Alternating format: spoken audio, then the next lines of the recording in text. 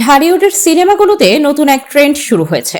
চরিত্র যে কোনো ধরনের হোক, পোস্টার ও টিজারে ঠোঁটের উপর আঙুল রেখে চুপ থাকার ভঙ্গি বা সাইলেন্স জেস্টার এখন নির্মাতাদের মধ্যে খুবই জনপ্রিয়। গত বছরের রোজার ঈদে মুক্তি পাওয়া মেহেদী হাসান হৃদয়ের বরবাদ সিনেমায় মেগাস্টার শাকিব খানের এই লুক দর্শকদের মাঝে দারুণ সাড়া ফেলে। এরপরই একই লুকে দেখা মেলে ঢালিউড কুইন অপু বিশ্বাসের আসন্ন এই সিনেমা দুর্বারে, যদিও সামাজিক মাধ্যমে কিছুটা মিশ্র প্রতিক্রিয়া দেখা দিয়েছে। অনেকেই মনে করছেন অপু বিশ্বাস শাকিব খানের লুকের অনুকরণ করেছেন। এর আগে 2021 সালে দ্য ডার্ক সাইড অব ঢাকাতে নাজিফা তুষি একই ভঙ্গিতে পর্দায় হাজির হয়েছিলেন।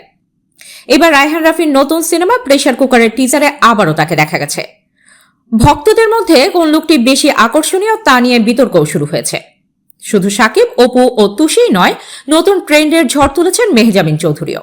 আসন্ন ঈদে ওটিটি প্ল্যাটফর্ম চরকিতে মুক্তি পেতে যাচ্ছে শিহাব শাহীন পরিচালিত অরিজিনাল সিরিজ ক্যাকটাসের টিজারে তার মারকাটেরি অ্যাকশন লুক এবং সাইলেন্স জেস্টার দর্শকদের মুগ্ধ করেছে।